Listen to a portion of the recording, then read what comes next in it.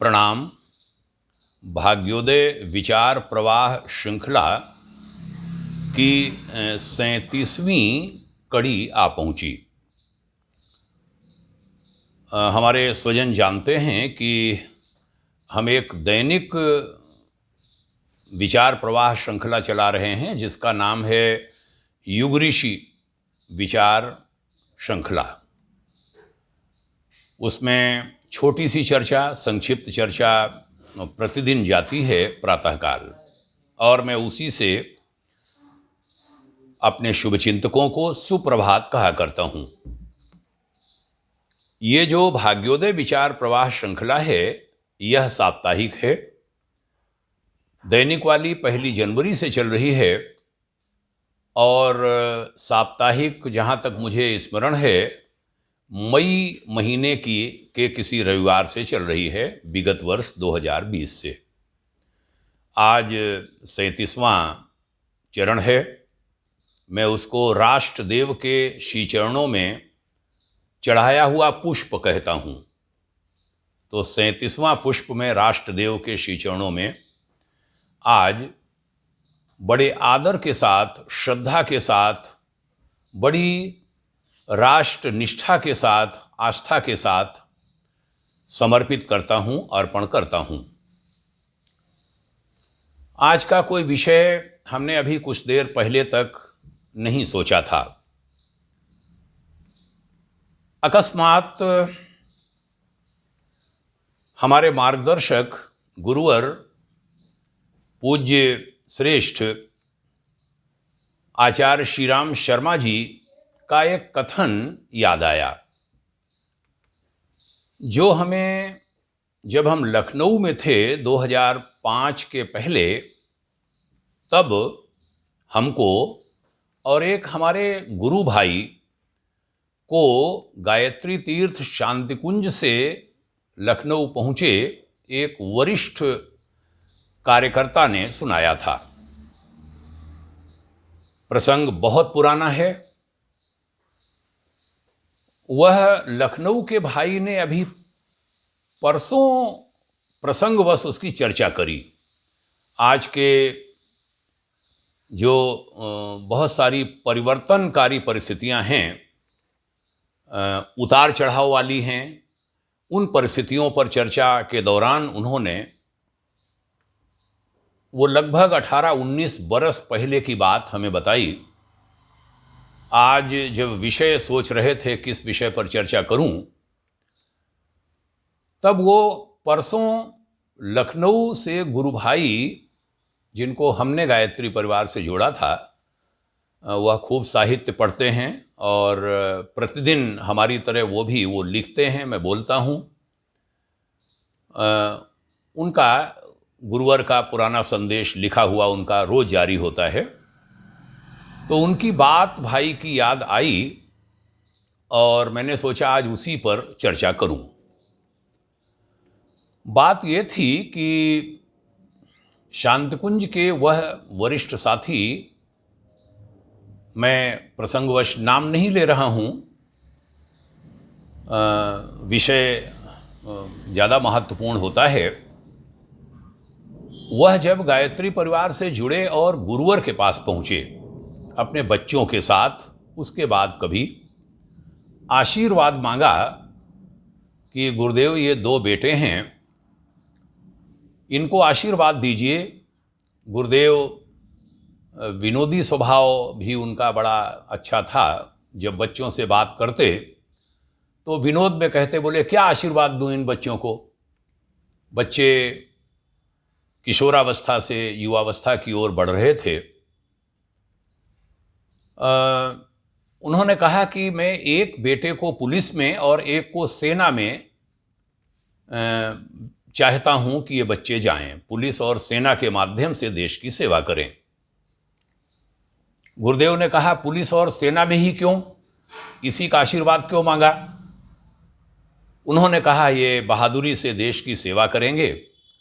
दोनों ही जो विभाग हैं, मंत्रालय हैं, माध्यम हैं, वह देश की सुरक्षा से जुड़े हैं। मैं अपने नाम के आगे सिंह लगाता हूं, ये शेर बनकर सेवा करें, एक आंतरिक सुरक्षा की और एक देश की सीमाओं की बाह्य सुरक्षा की। मित्रों, बहुत चौंकाने वाली बात आपको सुनाने जा रहा हूं। गुरुदेव ने एक उत्तर दिया था उन भाई साहब को, बाबूजी को, अभी वो जीवित हैं, काफ़ी बुजुर्ग हो चुके हैं। गुरुदेव ने कहा कि बेटा, पुलिस और सेना तो आगे सतयुग आ जाएगा, तब सेना और पुलिस होगी ही नहीं, तो उसके लिए आशीर्वाद क्यों मांगते हो? वो सज्जन अवाक रह गए। दोनों उनके पुत्र भी साथ थे, वह भी अवाक रह गए। बात आई गई हो गई, और ये बात मुझे लगता है 30 साल पहले गुरुवर ने शरीर छोड़ा था।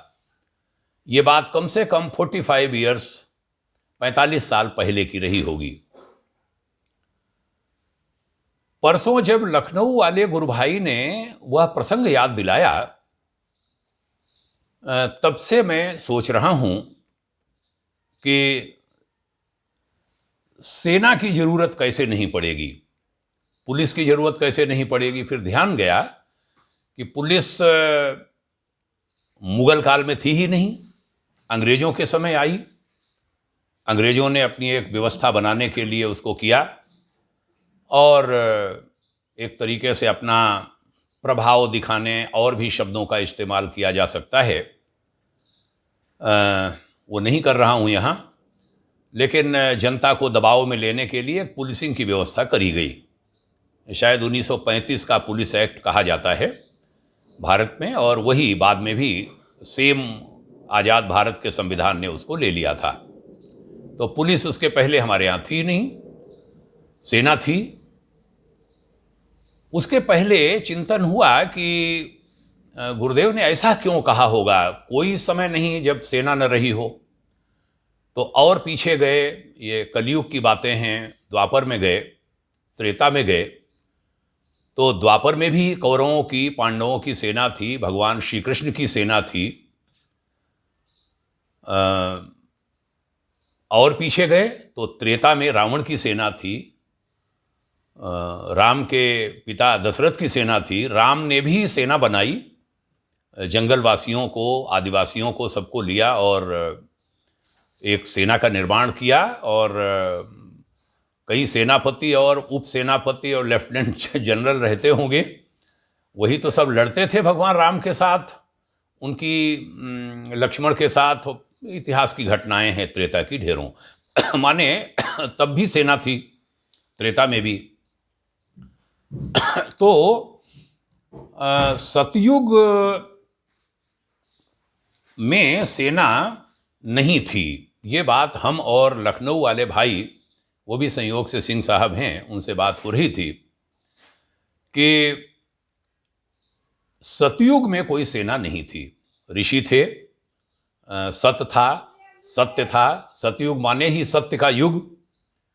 कोई विवाद नहीं था, कोई झगड़ा नहीं था, कोई मारा काटी नहीं थी, कोई आईएस नहीं था, कोई आतंकवाद नहीं था, कोई खालिस्तान की मांग नहीं थी, कोई पाकिस्तान की मांग नहीं थी। सतयुग में सेना नहीं रही होगी। और जब गुरुजी ने कहा कि सतयुग आएगा तो सतयुग में फिर सेना की क्या जरूरत होगी, तो ये बात थोड़ी समझ में आई। तो ये प्रसंग, इस पर क्या बोलूं। एक हिमालय के तपोनिष्ठ तपसी महापुरुष का कथन है, और उनकी वाणी, महापुरुषों की वाणी, 24 लाख गायत्री महामंत्र के 24 महापुरुष चरण जिन्होंने किए हों, अपने आप को तपाया हो 24 बरस तक, केवल छाछ और उस जौ के आटे की रोटी खाई हो जो गाय को खिलाया जाता हो, समूचा जौ और गोबर से निकलता हो, वह उससे बने हुए आटे को खाकर जिसने आटे की रोटी और छाछ खाकर के जिसने 24 साल की साधना की हो, वो देव पुरुष निश्चित रूप से हैं। उन्होंने कहा है अपने शिष्य से, तो ये बात झूठी तो नहीं हो सकती। लेकिन आज मैं भी इस बरस इस महीने 60 का सरकारी रिकॉर्ड के हिसाब से हो चला हूँ। 26 साल की उम्र में गायत्री परिवार से जुड़े थे। युग निर्माण होगा, सतयुग आएगा, 21वीं सदी आएगी, उज्जवल भविष्य आएगा, ये सब सुनते हुए बड़ी आशा के साथ यहाँ तक पहुँचा हूँ।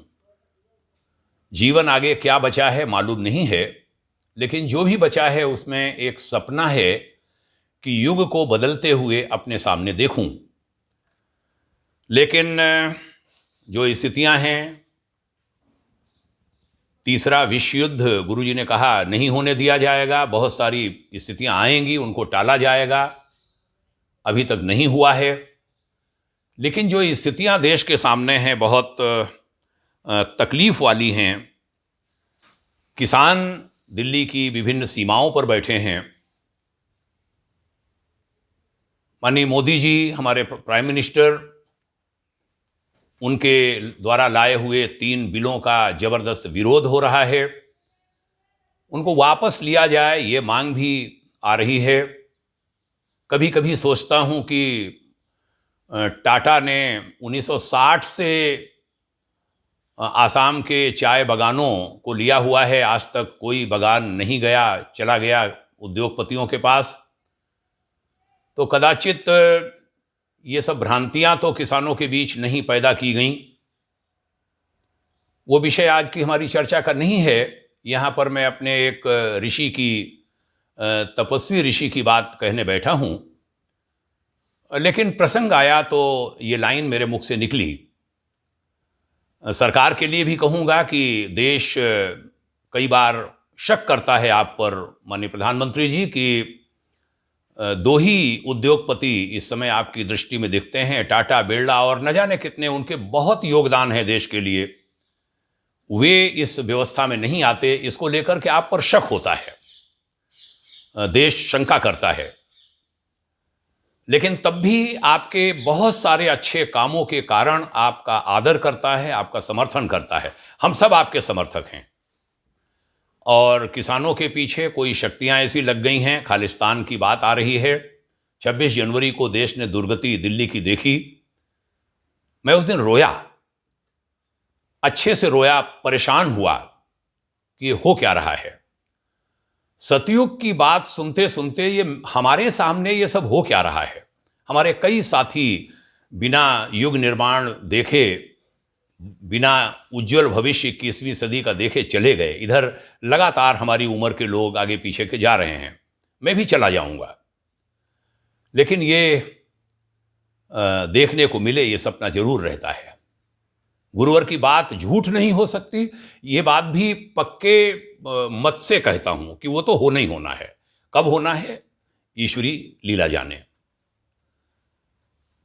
कभी कभी लगता है कि देवासुर संग्राम चल रहा है, आसुरी शक्तियों और देव शक्तियों के बीच युद्ध चल रहा है इन दिनों। इतिहास साक्षी है कि आसुरी शक्तियां कितनी भी शक्तिशाली क्यों न हो, पर विजय देवत्व की ही होगी, देव पक्ष ही विजयी होगा। यह भी लगता है। लगता क्या है, विश्वास है हमें। विश्वास क्या है, ये सदा सदा यही हुआ है। तो निवेदन करूंगा मोदी सरकार से कि किसानों के हित में सारे कार्य जो करणीय हैं वो आप करिए। देश आपके साथ है और वो किसानों से भी देश कहना चाहता है कि कल टेलीविज़न के एक चैनल पर हम देख रहे थे, कहा गया, बहुत साफ साफ ढंग से कहा उसके एंकर ने, उसके प्रबंध संपादक ने, कि ये किसानों की बात मान लेने पर भी ये बंद नहीं होगा। इसके बाद 370 की मांग आएगी और चीजें जो नागरिकता संशोधन की हैं वो मांगे की जाएंगी और ये किसानों के माध्यम से दबाव बनाया जाएगा। उद्देश्य कोई कानून का विरोध करना नहीं, मोदी जी को हटाना है। और किसान हमारे ये बात नहीं समझ पा रहे हैं, ये बात, इसका दुख है। किसान मानो फंस गए हैं कि वो वापस कैसे जाएं और उनके माध्यम से कोई बड़े खेल हो रहे हैं। और देश की, मेरा अनुमान है, हमारे जैसे लोग जो कोई पार्टी के नहीं हैं, जो कोई पक्षधर नहीं हैं, लेकिन तब भी मोदी सरकार के पक्ष में खड़े होते हैं, इस कारण क्योंकि 26 को यहाँ उत्पात बहुत भारी पैमाने पर हुए।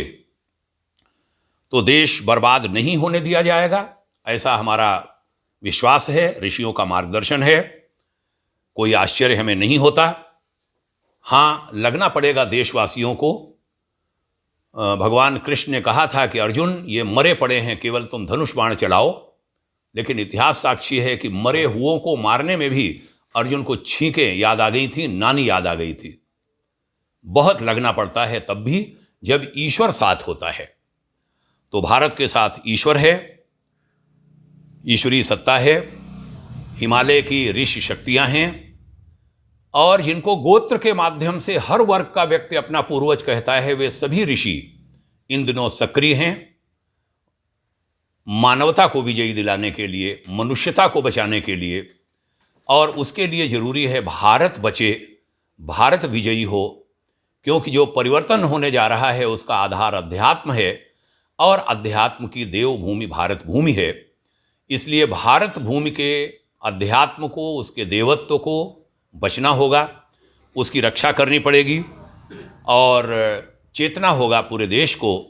लगभग 70-80% व्यक्ति समझने लगा है कि देश की बहुत सारी राजनीतिक पार्टियां और दुनिया की बहुत सारी शक्तियां भारत के खिलाफ हो रही हैं, और उसको मिलकर के हम सब सामना करेंगे। हम सब एक साथ हों, यह निवेदन करूंगा। भाई राकेश टिकैत जी, हम लोग मिलते रहे हैं, उनसे तो शायद भेंट नहीं हुई, नरेश भैया से भेंट हुई है। अच्छे लोग हैं, समर्पित परिवार है।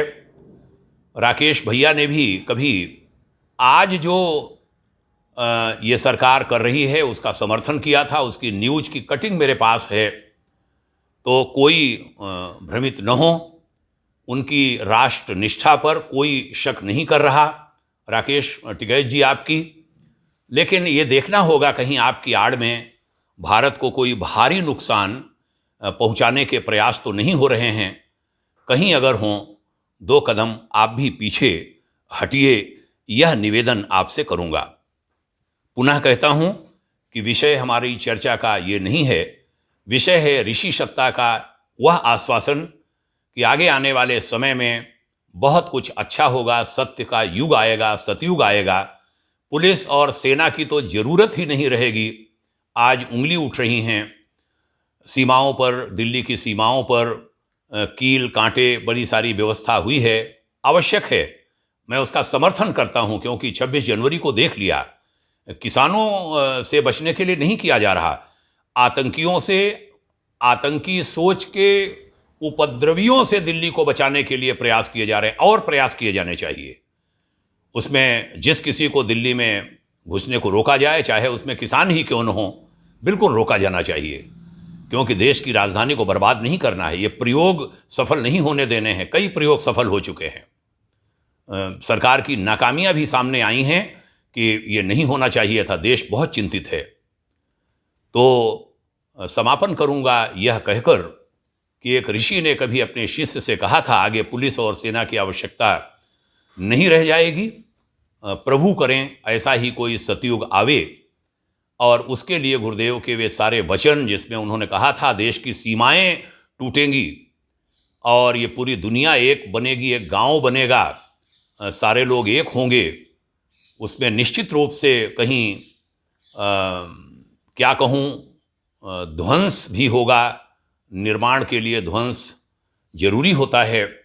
और कोई जब कहते हैं कि नए भवनों का निर्माण खंडहर पर भी उसको गिराने पर ही होता है, ऐसा वैश्विक स्तर पर चूंकि हो रहा है, पूरी दुनिया में बदलना पड़ेगा। हम यहाँ कोई हिंदू, मुसलमान, सिख, ईसाई की बात नहीं कर रहे, लेकिन सब में जितने अच्छे लोग हैं सबको बिना किसी पक्षधरता के सामने आना पड़ेगा और सब मिलकर दुनिया को रहने लायक बनाएं। ऋषि वचन को सत्य करने में, सार्थक करने में सभी लोग सहयोग करें। ईश्वरीय व्यवस्था है वह तो होकर ही रहेगी। सब लोग लगें। इसी आह्वान के साथ बात यहाँ पर पूरी करूँगा।